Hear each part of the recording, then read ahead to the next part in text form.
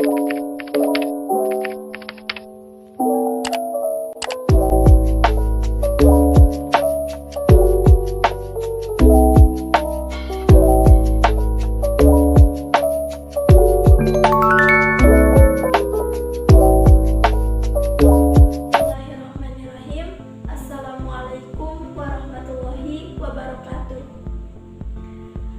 semuanya, bagaimana kabarnya?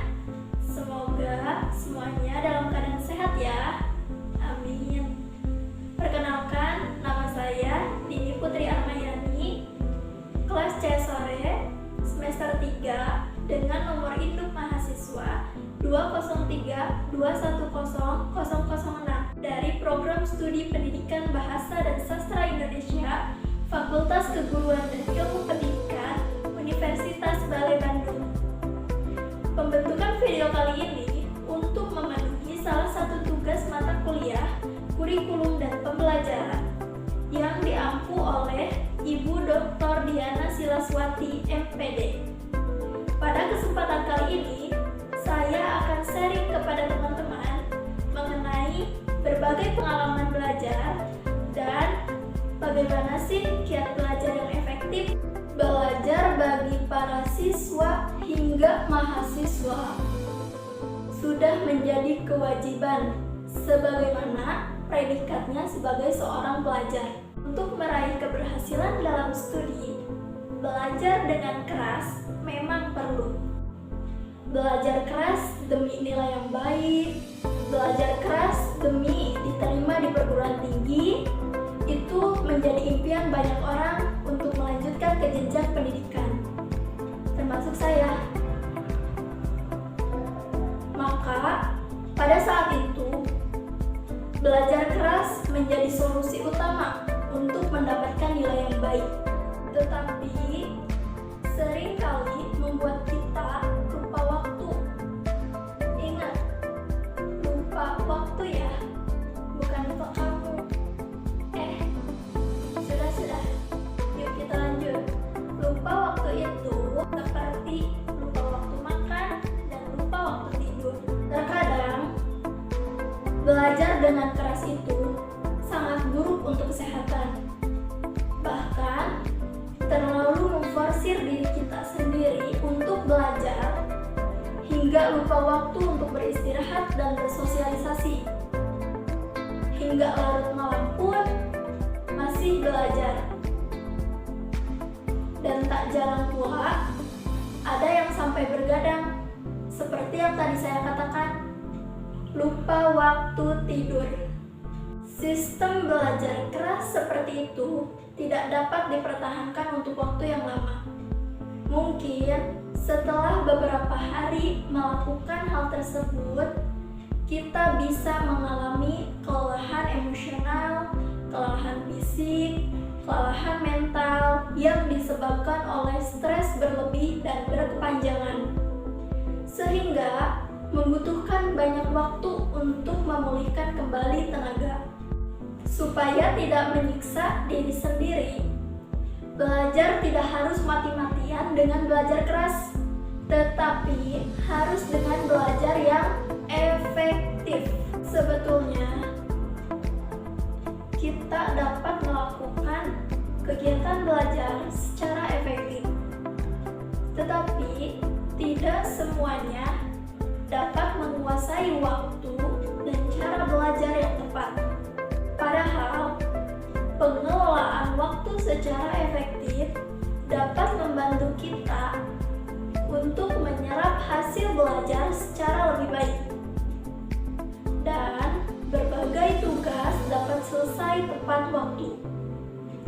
Oleh sebab itu, melalui jadwal belajar, kegiatan belajar dapat diatur sesuai prioritas dan menghindarkan dari stres. Dalam mengatur waktu belajar secara efektif, bisa dilakukan dengan membuat jadwal harian, di mana jadwal kegiatan harian yang telah disusun secara tepat dapat membuat kegiatan lebih terorganisir. Dalam mengatur waktu belajar juga bukan berarti semua waktu yang teman-teman miliki digunakan untuk belajar. Sebaiknya tidak begitu ya teman-teman. Ingat, otak kita memiliki batasan untuk terus berpikir. Oleh karena itu, cobalah untuk mengatur waktu. Tentukan waktu untuk istirahat dan tentukan waktu untuk belajar. Misalnya, pada jam berapa sih waktu yang paling produktif, waktu yang kurang produktif, dan waktu yang paling tidak produktif teman-teman untuk belajar. Nah teman-teman, setelah kita belajar mengatur waktu yang efektif, berikut ini beberapa tips belajar yang efektif. Yang pertama, buat suasana nyaman.